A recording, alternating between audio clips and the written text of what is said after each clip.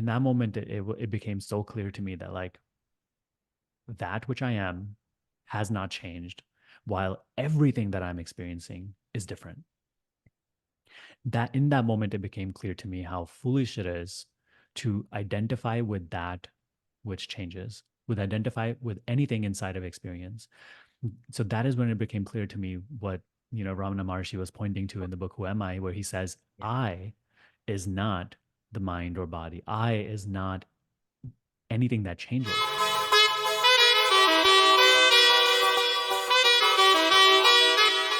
Welcome to Silent Sages Speak, the podcast where timeless wisdom meets the present moment. I'm your host, Sukhdev Virdee, and in each episode, we delve into the profound teachings of non-dual masters, those who have transcended the boundaries of duality and reveal the simplicity of existence.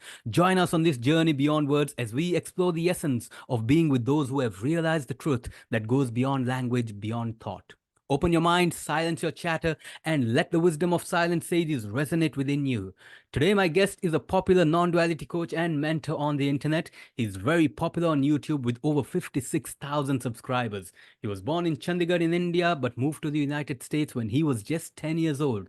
And today, he's probably one of the youngest non duality mentors out there who has attained such a large following in such a short time. He comes across as a very soft spoken, humble, sincere, genuine, and full of love and life kind of a person who knows what it takes to lead a seeker to awakening. I'd like to welcome to the show Sunny Sharma. Welcome to the show, bro. Thank you, brother. Thank you. Appreciate it. Lovely Yeah, intro. I from what I've read about you, your awakening started at maybe at 2015 or 2017, if I'm not mistaken. So, yeah, like most people, I came to this path due to suffering. That is usually what makes us Yes, question things. yes. So I lived a fairly conventional life until I was about 16 years old. During that time, though, I was still in high school. I got a spinal injury. And so Okay. that injury lasted many years and really took a toll on me physically, mentally, emotionally. And, during that time is where I really started to question, like, you know, what is this? When Yeah, you're in a state of such deep suffering, you start to basically your entire belief system about what life is, your hopes and dreams, like everything you start to question.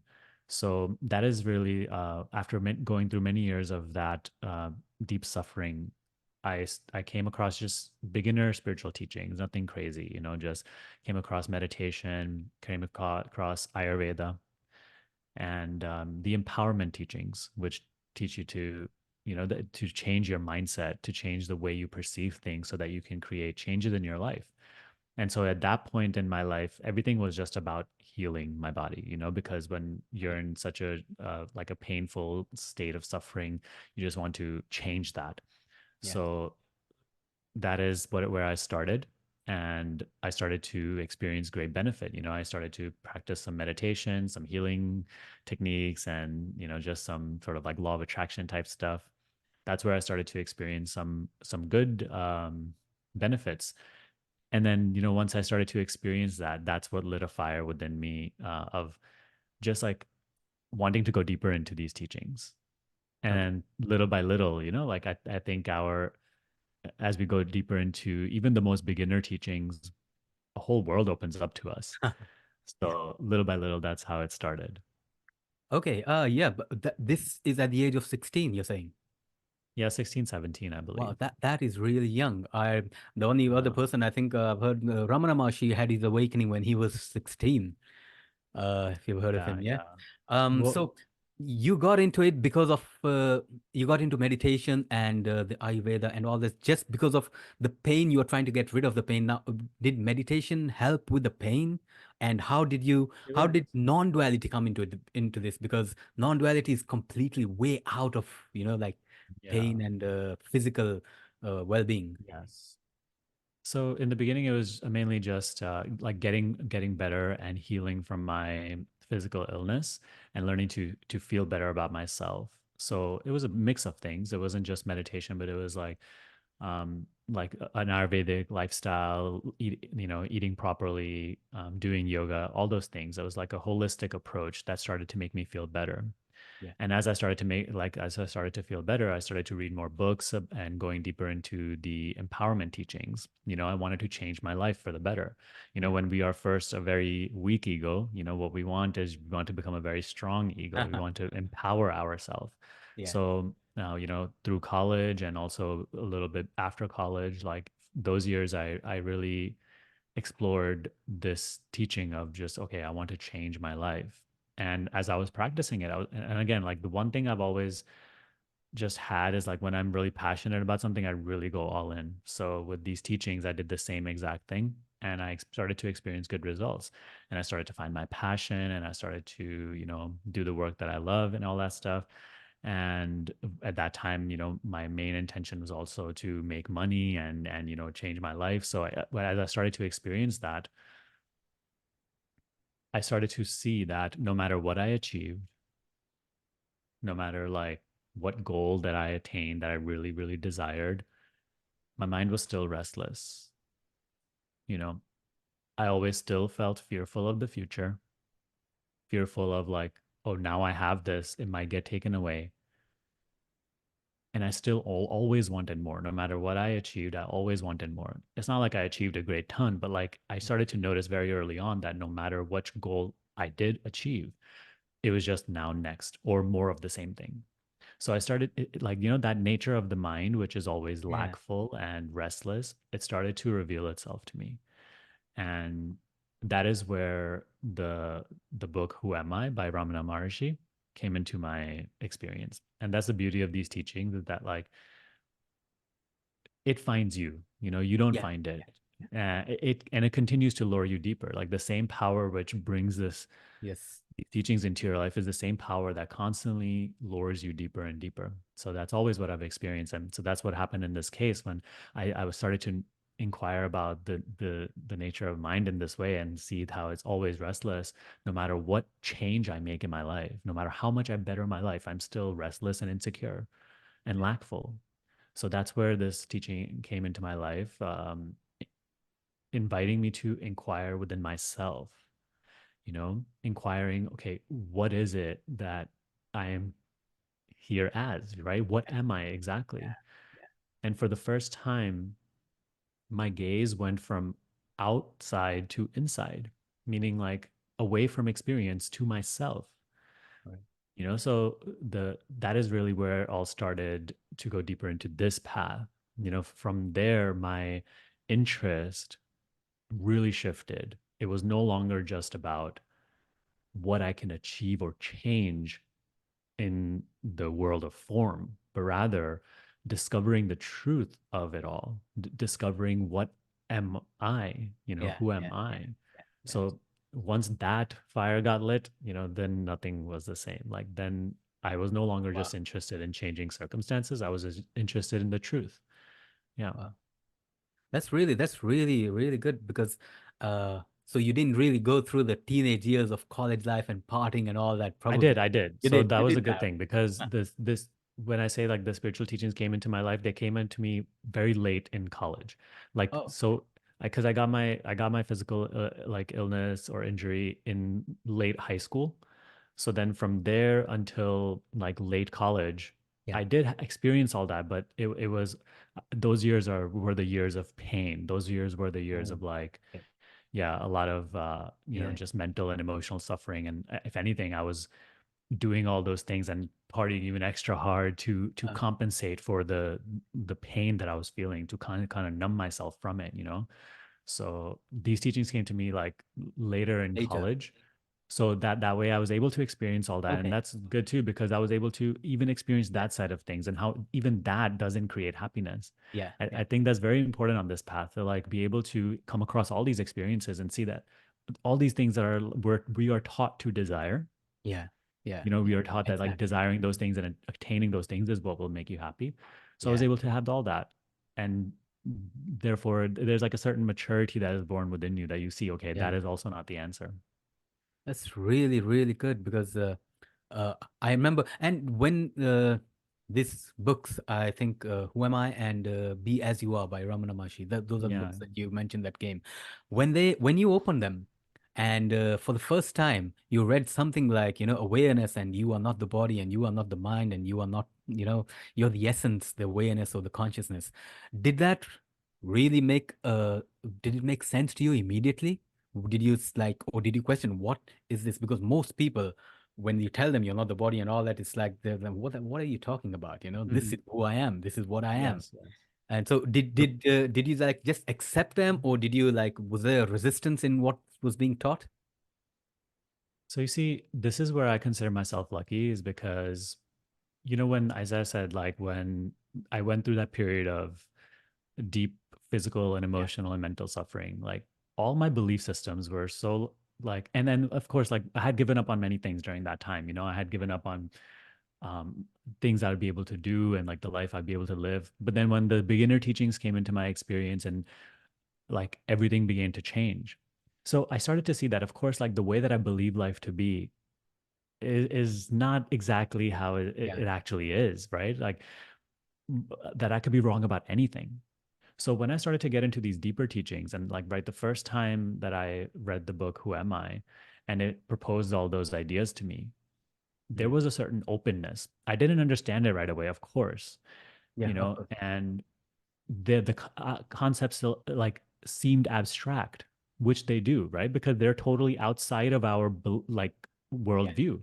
Anything that is not inside of your worldview will not make sense right away. Right. So even though that was the case, I was open to it, and Okay. I was, if anything, I had more trust in the teaching because it felt truthful Okay. rather than I believed in my own worldview because like I saw that that wasn't creating happiness. That wasn't like my own worldview was not really, it had tons of contradictions. It doesn't feel good, it's just like, Yeah. so I was open that like, hey, the teaching that is coming to my life, or God shatter my illusions, like I am open. So I didn't fully understand things, but I was open. And Okay. this is what I recommend to everybody, even when like when I speak with them and Yeah. they're just coming across these teachings, is Yeah. like believe in the, if the teaching feels truthful to you, right? Yeah. Like if the teaching doesn't feel truthful to you, don't worry about it, like leave it. But if it feels truthful to you, then you must place trust in that more than you trust your mind's doubts, more than you trust your mind's like own current convictions. Because what if those are the convictions and beliefs that are your very hindrance to understanding? Yeah. So we have to have this little openness. And Yes. so Yes. that I was lucky with a little bit, because that felt natural to me. And Okay. I had a certain naiveness, whereas like I just wanted to trust fully the teaching. And I didn't understand it, but I trusted it. And Yeah. the more I trusted it, the more I implemented it. Again, that whole realm just opens up to you, because you're not rigid in your belief. Yeah. Yeah. Um, did you have any family pressure or anything? Were they like saying, what are you getting yourself into? This is not the teaching that we follow. You being Punjabi, I'm Punjabi as well. So Yeah. I'm like, when I went through it, it was like a whole. I had a huge resistance from my family. We go to the temple, matha take, and we do all that stuff. Mhm. And the day I started talking about non-duality and you are not the body, and my family was like, "What the hell are you doing? Get out of this! This is not what our teachings are." So, did you face any Yeah. of that kind of resistance? Luckily, no. My parents were very Good. understanding, and they actually saw that they saw the positive changes in me as I was Good. practicing this. Okay. They also saw just like how I was so passionate about it. And Okay. also in my household, there's like at least a certain openness that like, because Okay. also these teachings Okay. don't necessarily contradict the Hindu faith. Yeah. Yeah. If anything, like the teachings are an extension of the Vedanta school of philosophy, which is Hinduism. Yeah. So Yeah. my parents also began to see that as I started to go deeper into this teaching, I also began to honor my religion more, like the Hindu faith more. Yeah. Oh, I don't like necessarily fully. I'm not. I wouldn't say that I'm Hindu or this or that. Like, Yeah. of, Of but course. of course, that's like Yeah. the teaching I feel really comfortable with, and I started to understand even Hinduism more when I started going into when I started to explore the non-duality Yeah. teaching. Yeah. And I think that's like with any religion. The more we go deeper into ourselves, we start to understand the essence of whatever religion we are born Yeah. into. So then, yeah, when I used to have these conversations with them about our own religion, Hinduism, Yeah. and they saw that, hey, they also resonated with the certain things that I was saying. So luckily, no, nothing like Superb. pushback or anything. That's really good. That's really good. Because But people I do, but faced, yeah, yeah, I faced a huge backlash from my family. And because being Punjabi and the non-dual texts, Upanishads, Vedas, Bhagavad Gita, and these were Hindu texts. And I'm Punjabi, so Guru Granth Sahib. And yes. the Guru Granth Sahib, I could not really get a good translation, a non-dual translation of it. So I did face all that. Now I'm gonna slowly come down to what we're gonna talk about, the non-duality, how you mentor people on your website and how you got into teaching. Um, but walk us through that personal mastery quest I think you had when were you in college when you had that? When you were doing the So after college, I after just college. created that after That college. that led Mhm. into your non-dual teaching, isn't it? Yeah, Yeah, walk us exactly. through that. So after I graduated from college, like I was supposed to get a job in finance because that's what I had majored in, Yeah, and I had a job lined up because I was just about to graduate. But that is really when I was like discovering that I no longer want to go down that path. I want to sort of find my own passion and whatnot. And honestly, the only thing that I was passionate about was these teachings at that time. So I just, created a blog, I created a YouTube channel to share the teachings. And it was actually nothing like not the non-duality or meditation teachings yet. It was mainly just about empowerment, changing your life. So that's why like the personal mastery personal. quest, like that was Yeah, the name. yeah, I still kept that name because it's just, I haven't changed it, but like that's why it was called personal mastery quest because at that time the whole teaching that I was sharing was about personal mastery. yeah, yeah, But as I just shared with you, like as I went deeper into that, and I discovered that that was, as my interest shifted from outside to inside, yeah.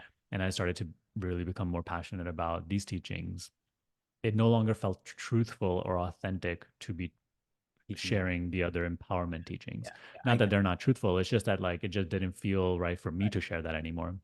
Yeah, So that's when I told my audience at the time that, hey, I'm going to be shifting into just like talking about my experience with these teachings, with the yeah. non-duality teachings, with the self-inquiry teachings. Most people left, but some people stayed, and from Okay. there I just it just felt more true, it just felt more natural. Yeah, So yeah. that's where I transitioned into sharing these teachings, which is funny thing, right? Because like it's not typically like you don't speak about these teachings necessarily if they have just come into your life, but I was already in the position where I had a YouTube channel and I felt so Yeah. passionate sharing these things. So it just felt natural to also share my experience with these teachings. So that's why, like, on my channel, I never claim to have any understanding or come to any final truth. It's Okay. like I'm just sharing my own path, like what has helped me and what continues to help me, and just helping people get through the obstacles that I myself faced. So that's really like the way that I also conduct the teaching now. I just talk about the Yeah. very practice side of things. Yeah, and that's really what I think is also beneficial, really guiding people to the practice of these teachings rather than, Yeah. what we often experience in these spiritual circles, which is always just about like talking about the teachings, like, and Yeah. a very conceptual understanding. My main focus with what I do on the YouTube channel and in my program is just really like focus on the practice side of things, because that's really where, what makes the Yeah. difference. Yeah. I was on your YouTube channel, and what I noticed is you have a lot of guided meditations in almost Mhm. most of your videos, and you have a loving audience on YouTube that love you. You come across as a very sincere, genuine person, and the few videos that I Mhm. watched on YouTube, it's like uh, literally cut the crap out, just what the truth is. Yeah. No, not a single extra word you speak here or there. And you mean business, and you're like, uh, with the guided meditation, it's like hand holding somebody. And if I was to do guided meditations, I don't think I could do as many as you have done, because I would probably have one and then just keep repeating the same one. But you have so many different ones, and I think you just you do it spontaneously? Because you are in the meditation as well as you while you're guiding the audience, isn't it? Yeah. Well, thank And you for your did, kind did words, did firstly. sorry? Yeah, go on. No, I was just about to comment, say thank you for your kind words, firstly. And also, yes, the meditations and the talks are spontaneous. Yeah. If anything, like before I give a talk or go on a guidance, I'll maybe have like a theme that I want to discuss, or maybe Okay. like a direction I want to go in. But Yeah. I feel that it comes in the moment. When I just started this in the beginning, if anything, it surprised me also, because I felt that like, how many times can you possibly say the Yeah. same thing? Yeah. But I find that when you just give yourself Yeah. over to the unknown, Yeah. it finds creative ways to express through you. Exactly. So that's the approach that I take with these talks, is like whoever you're speaking to, and whoever is there, is like what needs to be said, what needs to be heard is what arises. So in this way, like you almost like act like an instrument of that which we seek, of God, of life, and it speaks through you, it works through you. Yeah. All right. All right. Now let's get into what is non-duality, and how did you have some experiences that brought you into it, apart from the pain and the suffering that you went through with your spine? Did and the books, the two books, did you have any experiences that made you like kind of something told you that you're on the right path, um, or some realization, some aha moments? You need some guidelines on the path while you're uh, reading the teachings, trying to understand them. Something happened, and you like, whoa, whoa, okay, maybe I've read this somewhere, or what Mhm. was that? Did you have any Yeah. kind of those kind of on the path experiences? Yeah, I'll speak about one experience that I had. Um, but I will say before that like I recommend, and I suggest to everybody to actually not look forward to any aha moments or any experiences, because ultimately, like, that's like the trap that we fall into, where we start to make this Yeah, something that should happen in the future, and like then from the perspective of the personal identity, yeah, we believe this to be something that will happen in the future and we move towards it, right? But this is about like transcending that whole paradigm, that whole point of view, that I am a person to whom something must happen, and I can gain that experience and then be better for it. right. So ultimately, like, this is about transcending all of those points of views Yeah, of time, yeah, of next, of yeah, gain and loss, benefit, yeah, right? It's about like seeing um seeing that is the illusion. yeah, yeah, yeah. Yeah. But Sorry, let me just cut you in. The only reason I'm asking you for this, I know you're not supposed to look forward to these experiences, and they are not the truth. Even if the biggest saint was to come and stand in front of you, that would not be the truth. You know that. yes. But the only reason I ask for these experiences is that because the people who are on the path, um, when they do experience such things, they might not know what actually happened. They might get false information from other people that you are on the wrong path. This is not meant to happen. Like when I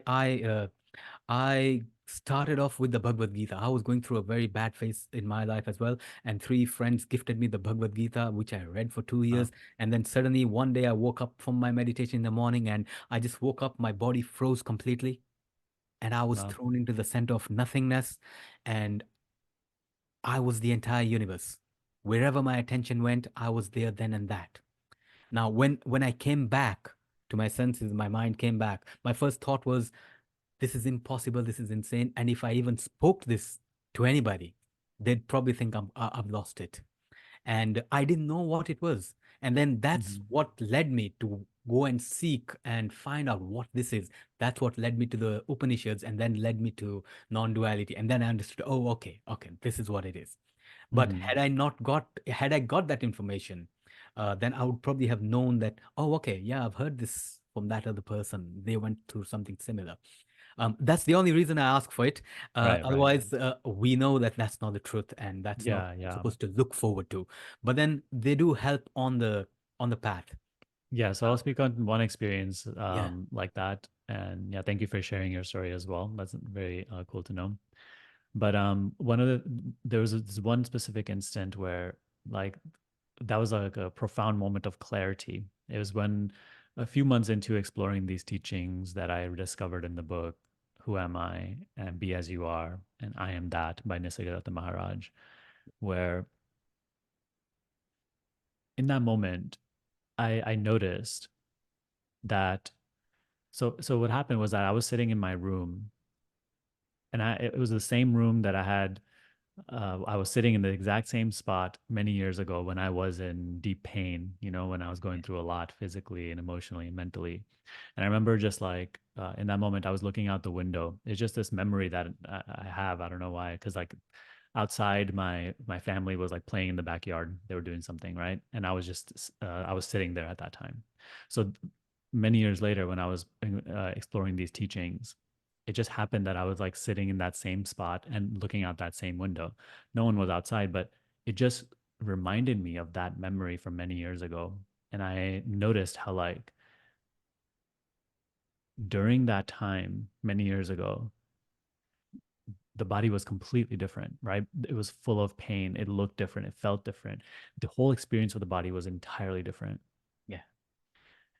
The world, of course, that was being experienced at that time was different. Mm. Even the mind, what the content of the thoughts were at that time, even my self-image, like how I believed myself to be was different. What I believed the world to be was different. So literally from the entire experience, from the what we call the external world to the physical body, and thoughts, feelings, emotions, sensations, even my self-image, how I conceived myself to be, everything was different in that moment as to what it was Yeah. in a couple of years later, right? Yeah. In that moment, it became so clear to me that like that which I am has not changed, while everything that I'm experiencing is different.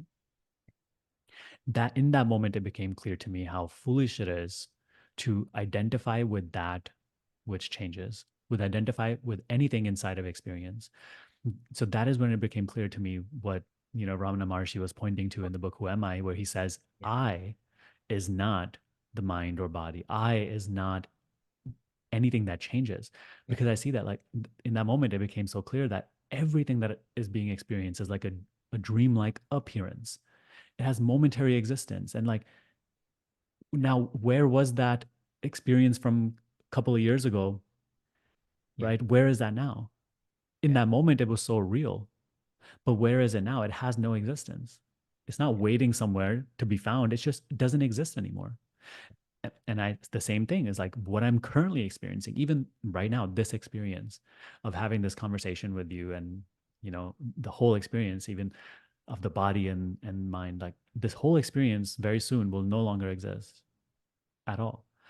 That is a moment where that was one of my most profound moments of clarity, where like I had that aha moment.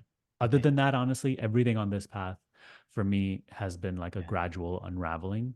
Yeah. I've never had like any crazy revelations or anything. It's Okay. just been a Okay. gradual Yeah. it's just been a gradual revealing of clarity. But that was the moment where I really started to understand that the fact that I am not what I experience. Yeah. I is not anything that is arising as an experience. And Yeah. that's a really profound moment. And a lot of people, including myself, do get you're faced with fear because the ego does not want to let go. Was there any fear that it's like losing your identity? And when you lose your identity, it's like losing your entire, your entire life has been an illusion. And Mhm. what you are, you have been, and you have never noticed it. It's always been there. You never noticed it. But Yes. now what happens is that you realize that the universe is an illusion, your ego is an illusion, and your entire life, everything that you've been working towards is an illusion. And the ego at that point does try to fight back to try to save that identity. And a lot of fear arises. A lot of people give up at that spot and give up the teachings and the pointings and go back. It's like they're losing their life or their identity. So you never had that kind of fear or It was the just letting Yeah. go of the ego straight away. Early on, there was that fear that used to arise in meditations, where of like some a fear of something being lost, fear of losing myself. Yeah. But as I started to become more devoted to this practice, to this teaching, that fear started to lose its meaning. Okay. All right. Like, so the more I became devoted to the truth, fear of losing illusion no longer meant anything. And I was all in. And I used to have Yeah. this prayer, like, I used to say, like, God, take away everything that is untrue, like make me empty, make me willing to let part ways with what is untrue. Yeah. Yeah. And if anything, like even when the fear would arise, or maybe some sort of like egoic resistance arises, Yeah. that too is an experience being observed. Yeah. And so I simply saw how foolish it would be to even identify with that, or to give it any sense of significance.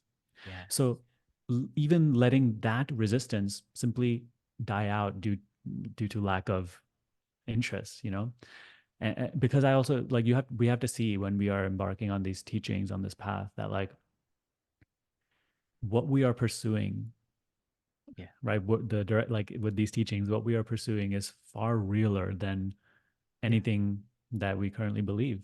So what is there to lose? What is there to hide from? Yeah. If something must be taken away, let be open to that. Yeah. Yeah. You It's can't really it's lose anything of value.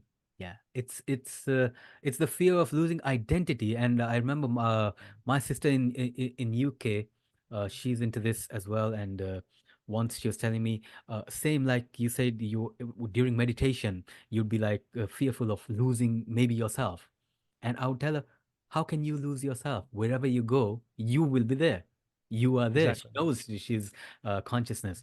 Now, when now you have a huge YouTube following, a good amount of people who have been associated with you for a very long time. You have a program, you have a community, you have all that set up. How do you take somebody who's just begun on the path, or how do you guide them? Walk us through what you do with your students, or how would you, what kind of guidance would you give somebody who's just starting on the path of non-duality? Yeah, sure. So it really depends from person to person, and I like to Yeah, gauge that when I speak to them, like what is their temperament, like what is their understanding, and also what is their level of devotion, clarity, right? So it's like, it's not that I'm like looking out for these things, but like when you have a conversation with someone and they want to maybe learn from you, you can sort of tell these things.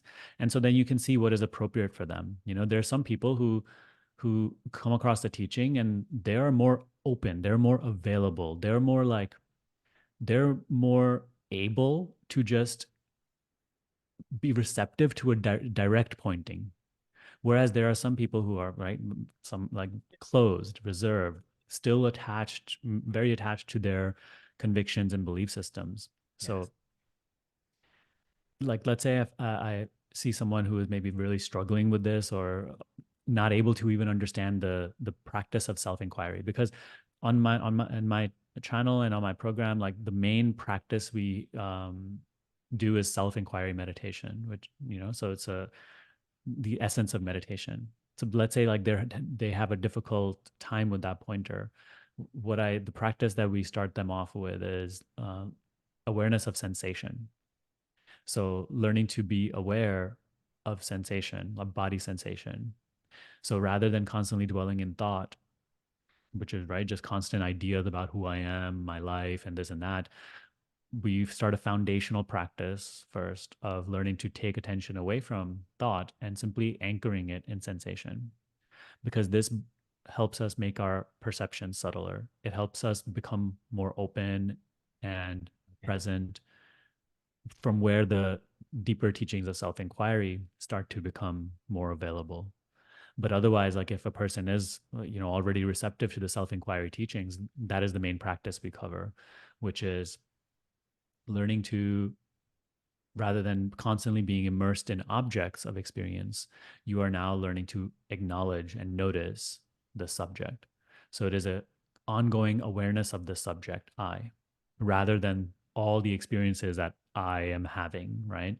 So uh, it is a constant returning to the noticing of beingness, I yeah, am. because in that quote unquote space, there's no concept. There's no Right. idea about who I am and what life is. It's not like we are actively searching for who am I. No, it is just about noticing your very own beingness, Yeah. right? The essence of meditation is being as you are, right? That book by on Ramana Maharshi's teaching, this be as you are. That's the essence of meditation. It is a quote unquote state of being Yeah. without associating your being, without associating identity with any idea of the mind, not associating beingness with an image of your face or Yeah. your name or your story. When we are aware of being, there's no narrative going on, there's no story, there's no concept. It's just being what you are. And in this silence, all the misunderstandings, the belief systems, the wrong identifications, they all start to fall away. That is really the essence of Ramana Maharshi's teaching. And so that's what I seek to bring people to clarity on. And this is the foundational practice that I help them employ rather than like constantly talking about the truth or the Yeah. non-duality, like all that stuff. I wasn't really ever so interested in talking about non-duality and all that stuff. Yeah. It's just guiding people to this simple practice and just Yeah. helping them be without concept because that takes care of everything else. You know, everything they seek spiritually is that in that right there. Yeah. Right. Yeah, I've seen most of the non-dual masters. That's what they do. Is anything the seeker says, they instantly bring them back to that one spot where there's nothing. Yeah. Everything is a thought. Everything is a concept. Everything is in the mind. So come down to being just the witness or the observer of those thoughts. Mhm. You also attended Yogananda's camps, I think. That's where you got the books.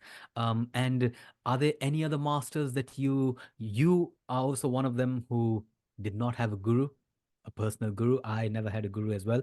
And I realized that the awareness, the consciousness within is the best guru. And Yes. when I sit for like you said in meditation, what I don't really call it meditation as well. I call it abidance, because or you can say in real meditation there is no meditator. Hmm. And the way maybe at Chinmaya Swami Chinmayananda, he puts it, the purpose of meditation is to end meditation through meditation in meditation. It's to end Wow. it through. And Mhm. so I normally call it abidance. And so you're just abiding, you're staying still in the truth without, you're just observing what's going on. So you're not really Yeah. meditating on an object. There's no object. Uh, Hmm. so the when did you have any other people that guided you on the path, like some apart from the books that you got? And did you attend? Did you meet any so-called non-dual masters or any other guidance that you had on the path? Hmm. Yeah. So that's the beauty of the modern age is that in you read in all these other older teachings that it's like, oh, you need a guru, right? Yeah, And everybody was trying to find their guru. Everybody who was serious on the path had to try to find a guru to receive the teaching. One thing, I mean, that still hasn't changed. Like, you still need a guru, right? You still need a teacher. But the beauty about our modern age is that we no longer need to seek out like a one guru, and go live with them. It's like we have the luxury of learning from so many different types of teachers now, so many gurus. So yeah, that is a beauty, but it's a curse at the same time because it is so readily available, right? Because these teachings that, especially like the teachings of, let's say, self-inquiry and whatnot, they weren't even given to just anybody back in the day. Like disciples really had to go through a long and arduous period of other practice to be even given a deeper teaching.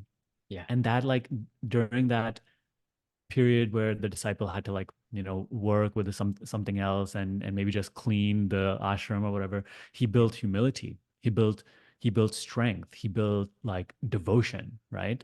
And then he was given such a deep teaching like this.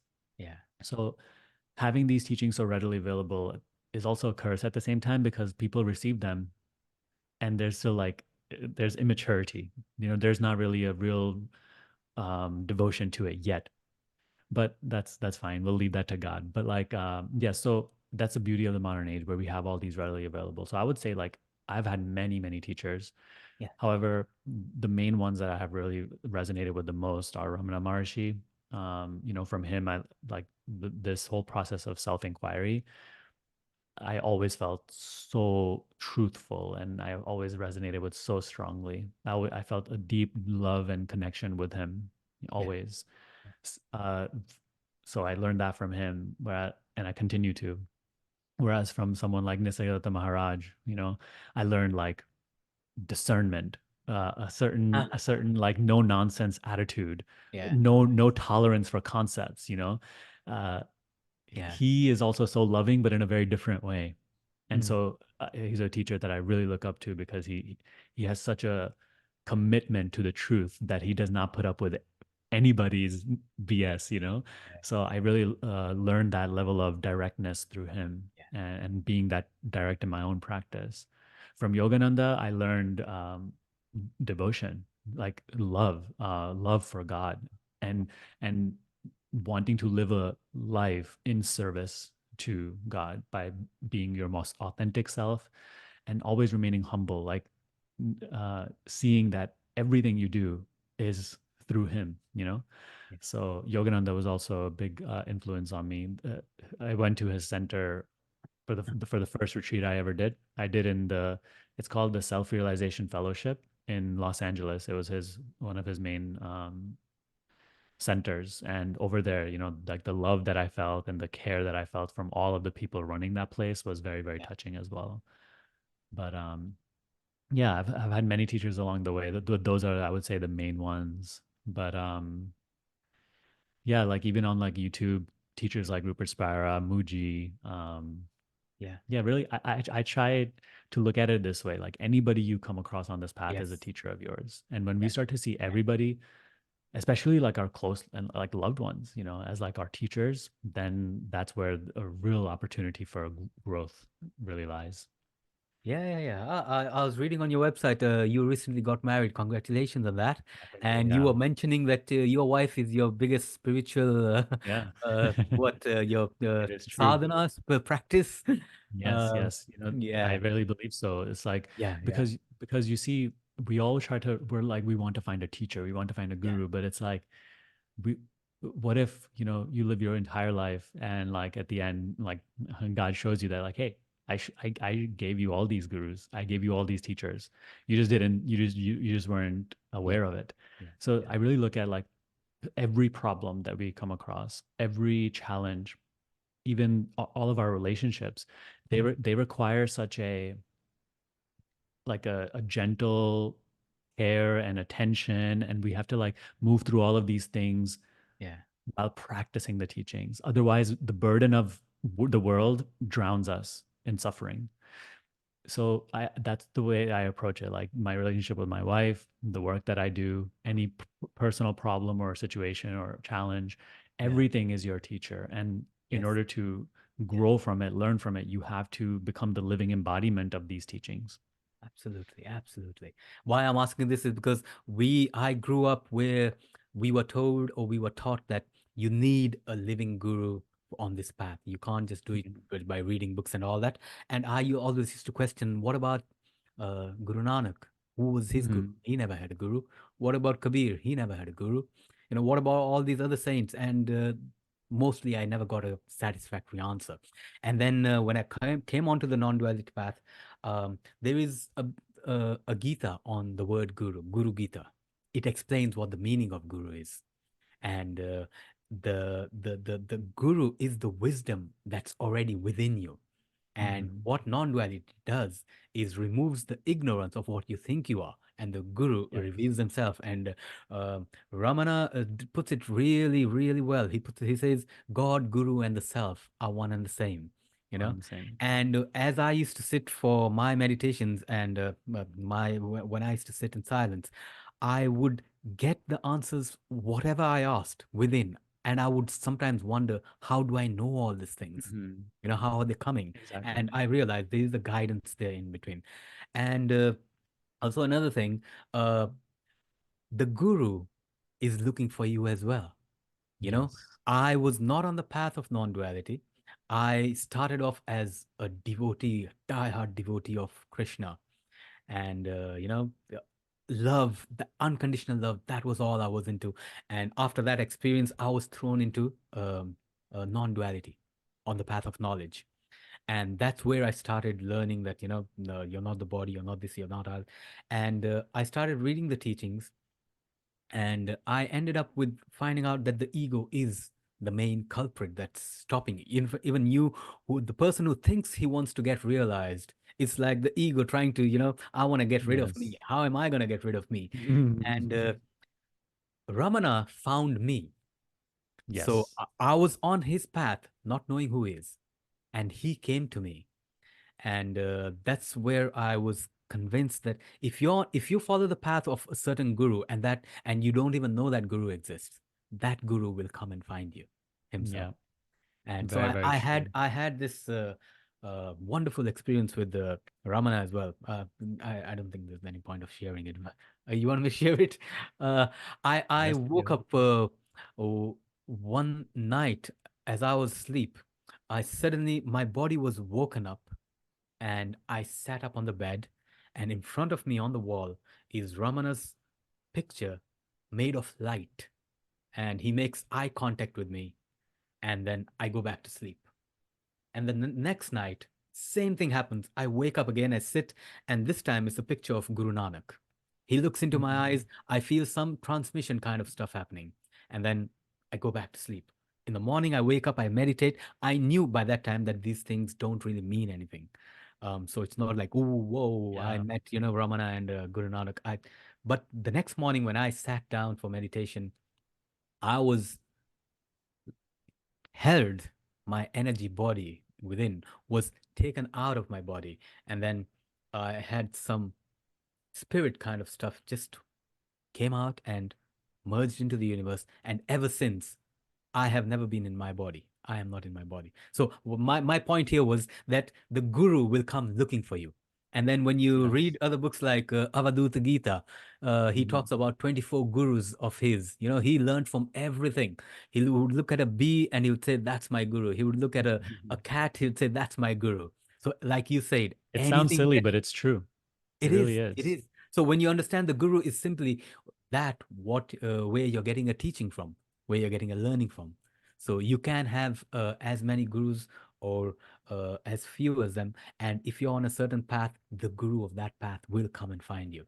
Yeah. Um, Maharaj says that, the inner guru is the only real guru, and the yes. inner guru takes many forms on the Yes. outside Yes. when the seeker is not yet receptive to the inner guru. But ultimately, all the outer gurus also point one to the inner guru. And as we turn inward and start to become aware of that, we start to see, okay, then Yeah. things start to Yeah. make more Yeah. sense. Yeah. Yeah, and I would take this teaching very seriously. Like when Ramana would say that uh, if you just thinking that you're separate from me is the biggest, probably the Yes. biggest sin that you can do. Um, uh, that's the starting point. When you start off with that I am separate from you, you're never gonna Mhm. attain what you're trying to attain. So Yeah. when you A understand beautiful, that, yeah, a beautiful teaching. Ramana and you ultimately are one and the same. So if you take Yes. that's there are a lot of people who on the path still have that fear of trying to uh, because in non-duality is equanimity. Everything's equal. There's no high or low. Everything is form, and you can't say this is higher than that, or that happens only in the forms. And in non-duality, what are the words that you use? Nothingness, consciousness, existence, Satchidananda. Because when I started on this path, I also had this confusion. Somebody's talking about consciousness, somebody's talking Satchidananda, somebody's talking existence, somebody's talking nothingness, emptiness. And then I authored 10 books on non-duality in 2019. And so I ended up with one word, nothing. And then I wrote down a book, The Power of Nothing, where I mentioned all these words and I understood it. So somebody who comes and says, there is nothing like God. Perfect, you're right. There is only God. You're right. Because I understand both now. There is nothing like God means God is not a thing. So he's nothing. There is nothing. That doesn't mean he's not. Uh, Consciousness is not a thing. Existence is not a thing. All these words that we use, they are not things. So I understood that all the words, Brahman, Atman, Sachidananda, all these words are just pointing to one English word, which is nothing, or empty, or Yeah. silence, or what Eckhart Tolle uses, presence. Hmm. Um, so, what are the kind of words that you? I found that nothingness resonates with me more than probably Hmm. silence or consciousness. What are the Yeah. words that you use normally? I try to really always guide people that like whatever really resonates with you is what you should, Yeah, yeah, use. But it's like the word, like really the only way that I express that is like that which is aware of experience, you know, that which is aware. okay, Because then that we don't make it into anything. yeah, yeah. That's a good way. Because even sometimes like even the word awareness, Yeah, we like personify or make a thing out of like yeah, awareness is doing something, like awareness is a thing being yeah, aware. yeah. But it's like a simple way to go about it in the self-inquiry practice is like that which is aware. Okay. Yeah. And yeah, so Wow. it's just a That's a good way. simple. But the how do you get them to make the shift or the turnaround, that which is aware? Um, because they've got to recognize that. Yeah. They've got to So make that exactly. turn. So we start with, right. So that which is aware. And now as you look into your experience, you start to see that like it is undoubtable that you are that which is aware, Yeah, of right? course. So you are that which is aware. Yeah. Now start to see exactly. So whatever is observed in your experience, whatever you are aware of, cannot be you. You want to do this with me? I'll be open to that. Do a little Sure. yeah, go on. Yeah. So well, this is the sort of the self inquiry, right? So Yes. the only fact in our experience right now is I am. I am aware. And now from here, you can just see any experience that you are aware of, whether it be the sound of my voice, it's coming and going, appearing and disappearing. Anything that the senses are inputting, it is an experience that is changeful, that is seen, we can say. You are that which is aware, but everything that you are aware of, right? That's seen. Yeah. Even anything that is arising in the mind right now, the voice that arises as you, right? And saying whatever it's saying. In this moment, we must not be so interested in what the voice is saying, but instead we must be aware of the fact that there's awareness of it. So in this way, we continue to just discern between that which is aware and that which I am aware of. And anything that comes under my observation, we discard it as not self. Not by doing something about it, but by just becoming aware of the very awareness of it. So, like, even if a thought arises and says, "Oh, I don't understand this," rather than just identifying with that and taking ourselves to be that, we notice that even of that thought, there's awareness. That thought comes and has gone. I remain. And so it's like rather than giving so much importance to the thought that arises and what it says or the concept it projects, we are more interested in the very awareness of it from where I see it. So it's like an awareness of that very awareness rather than awareness of any object. In that, all conceptualizing ceases. All that remains is just being that which is aware knowingly. And so in that, that's what we can say is like the door to silence. Yeah. Wow. Wow. Now I get why you're so popular on YouTube. Because the more you talk of it, the more you talk about it, the more you keep talking, the deeper I was going in. I can sit in silence. I can sit in nothingness. I can sit in my Yeah. identity.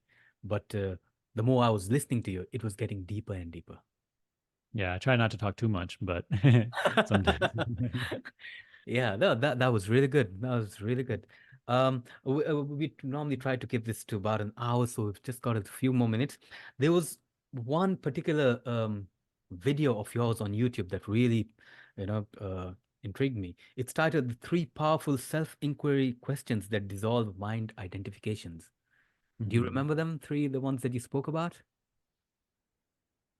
I Three. often may, yeah, if you could just refresh my memory because I offer many different Ah. angles in that particular video. Maybe I don't fully remember. Anyway, if we were uh when you talk about the mind dissolving, obviously you're talking about the ego dissolving, not the entire mind. All right, at one point, it's not the entire thoughts that dissolve. So you're trying to dissolve the identification, the ego. Um, what have you found that is the most, the three main obstacles with all the people that who probably come to you? What is the obstacle that stops them from maybe making the shift from ego to nothingness, silence, I would awareness? say one of the main obstacles is definitely too much interest in the content of thoughts, right? Like when we come across this practice, we need to allow ourselves, at least during moments of practice, Yeah, to completely lose interest in anything the mind says. Because the mind is always projecting a story, projecting a narrative. It is imposing on you a point of view and something that you are thinking about. So in that way, it keeps you in an idea, in imagination. So as long as if we continue to dwell in mental chatter, we stay in a very limited point of view. We perceive things with a certain filter, yeah, and we are constantly focused outside because thought is focused in the world, right? yeah, So one of the main obstacles that I present and something that I ask everybody to relax away from is interest in thought. Interest in thought is what makes meditation difficult. And what is interest in thought? Why are we so hooked into thought? We are too interested in the notion of me and my life. yeah, On behalf of the person I take myself to be, I am constantly worried about some future or something I want, something I don't want. Basically, all of our thoughts revolve around this theme, who I yeah, am and what I want and don't want. yeah, So it's like, as long as that is so important to us in this moment, we can't stop being interested in thought. So, what I recommend to everybody is like, hey, in this moment, when you're practicing, you as a person don't matter. Your life does not matter. What happens to you does not matter. The things you like or don't like do not matter. Just give yourself the gift in this moment to allow nothing to matter in this moment, including who you take yourself to be. yeah, From there, now, if a thought arises, what value does it have? If in this moment I have lost interest for the moment in yeah, myself and my life, what can thought possibly say of that as a value? yeah, Right? Because it's always just speaking about my future, my past, my me. yeah, We have to drop this me for the moment yeah, because that is where now we are able to simply guide our attention inwards and be as we are. That is like an opening, yeah. that is very necessary for meditation. Wonderful, wonderful. You have beautiful, beautiful way of putting words. That was beautiful said. Yeah, I I get it. also found the three We. questions if you want to Oh, cover them. oh yeah, yeah, sure. Please do that. Do that. So these are, again, like all of these sorts of inquiry questions, because self-inquiry is not an intellectual process, but sometimes questions are posed to make us aware of that which I am. Right? The questions sometimes are posed to point us in a certain recognition Yes, and to in a certain direction. yes. So the first question in that particular video that I shared was, does the seer of thought think? Right? So we see like, okay, thoughts are coming, thoughts are constantly happening. And we say, oh, I want to be free of thought. I don't like thinking, or I want to just be, like empty of thought for the moment. In here, we don't try to become empty of thought. We don't try to resist thought, suppress thought, do anything with thought. It is a simple seeing. Okay, look, does the seer of thought, right, that which sees thought, is that thinking? Because as we start to look and we start to see that maybe someone says, yes, the seer of thought is thinking, right? I'm thinking about thoughts. But then once again, it's like, is that really true? Because even that thought that is thinking about next thought, is that also not something you are seeing? Yeah. And maybe the next thought that's offering commentary on the previous, even that is something they're seeing of. So here we start to discern the difference between awareness and the thoughts which come and go. Previously, the thoughts that arose, they felt like me, what I am. I was the thinker. Now we start to create a certain distance, whereas whatever thought is arising is being seen. So that's the first question, right? Does the seer of thought think?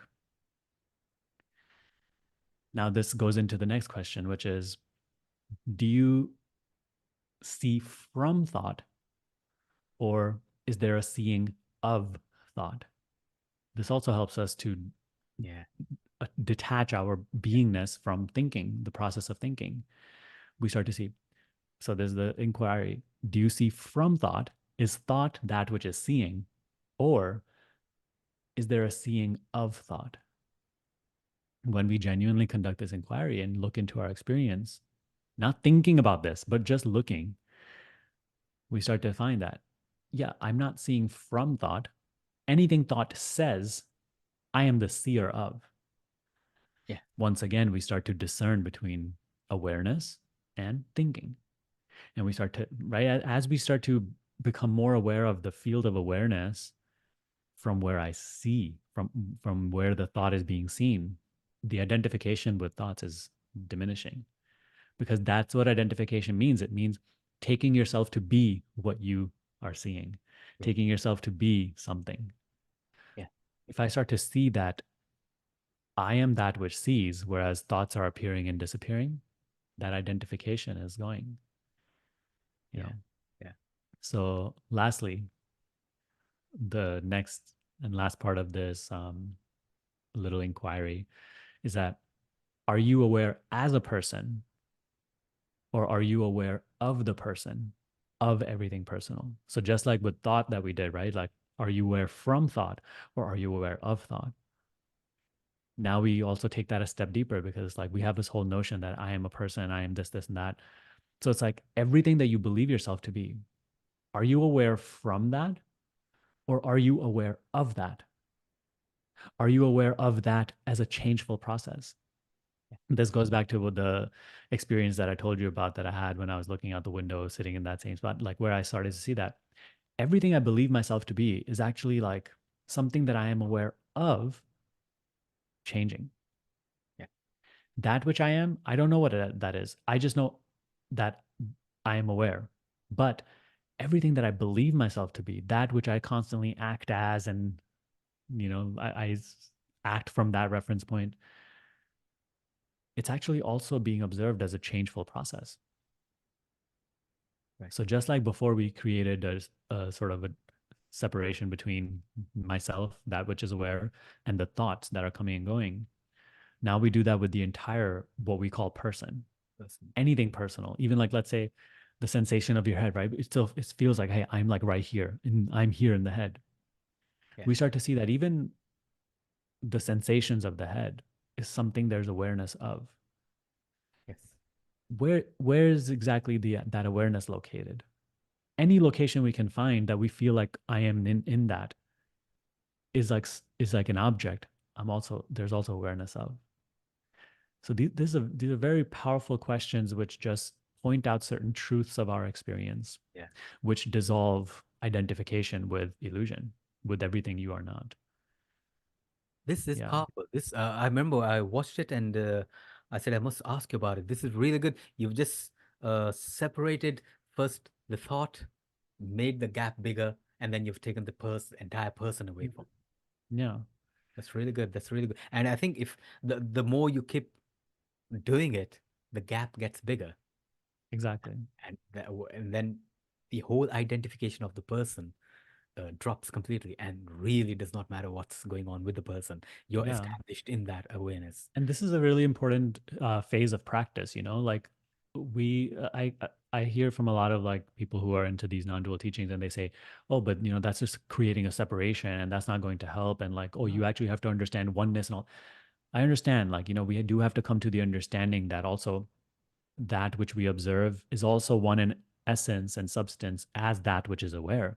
Yeah, However, especially in the beginning, we do have to go through a period of discernment between the seer and the seen, yeah, the changeless and the changeful, yeah, yeah. That's that what which I is did. aware and the objects that we are aware of. Because until then, our identity is too mixed, it's too identified with experience. Yeah, Even that's like one of the Buddha's main teachings. He said to observe impermanence, observe that everything yeah, is impermanent, yeah, because then, and that there's no self in it.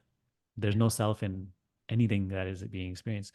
It's a very important phase of discernment between the changeless self and the changeful phenomena.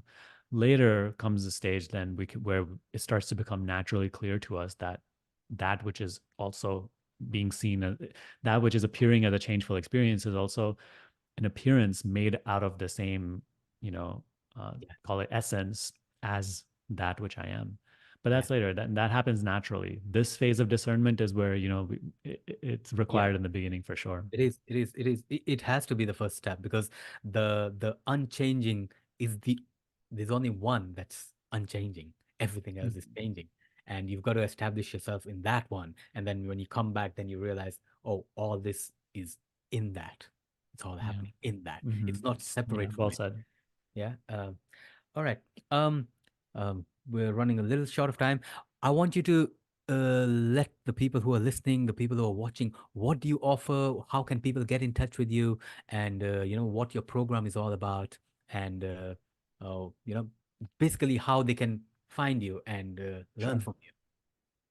Well, thank you for the opportunity. It was lovely speaking with you today, and it's a wonderful conversation. In Yeah. terms of the work that I do, it's really based along these lines. So, if anybody that is watching this enjoyed this conversation and likes this method of inquiry, of meditation, of discernment between the true and the impermanent, that is really what, like, sort of the guided meditations and what I do on my channel.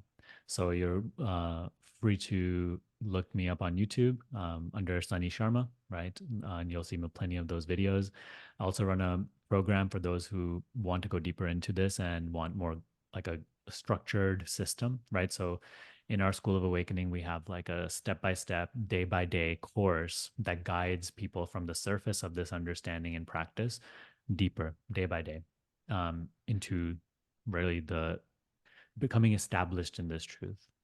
So over there, we do plenty of like meetings like this, guided meditations. We have a whole community, you know, because I think community is important in these teachings, especially some, like, most of us don't have people in our lives that practice this. So that Yeah. having that conversation going, getting feedback on your practice is helpful. So that is what we do in the School of Awakening. But yeah, my website is awakenwithsunny.com. And yeah, there you can find more details about all the work that I do. Great, great. I will be putting all the links below, whoever's watching, Thank you. whoever's listening. And it's been really an honor. And this is probably the most decent non-dual talk that I have had with, among all the other masters that I've spoken with. You seriously come across as such a genuine person, uh, honest, sincere, and really wanting to help people. And so I Thank really you. thank you, appreciate your time that you spent here with us. And hopefully we'll get you on maybe during the year once again to come and share with us your Yeah, it would be insight. a pleasure. And I just want to Yeah, say that it's a wonderful thing that you're doing now. You know, yeah, I could also see a great that this teaching has touched you yeah. deeply, and your passion for also sharing it. So, best of luck with to you on this endeavor. I hope that you know you continue to do great work, and I'm sure you will. Sure, sure. Thank you so much. Thank you very much for having me. It was It's a been a pleasure. pleasure. Yeah, For a whole month, I was trying to find it, that yeah, I, that identity, yeah. and it was just a thought. And Yes, then if you look for thoughts, you'll just find more thoughts, and thoughts will just support more thoughts. right. But it was just not there. Yeah, yeah, And it was just it was just a profound silence. So the seeming shift was that there is a character, there's an Emerson here, you know what I'm saying? Yeah. But there's also no Emerson simultaneously. Right. And it's so there's this play, you know what I'm saying? You're exiting this dream, all in exchange for nothing, because your desire for the truth is stronger than your desire to try to make something out of this. And you're willing to overcome the fear that it takes to do that. So if you find yourself in this position, if this is where you are with spirituality, I feel you. You know, I was there too.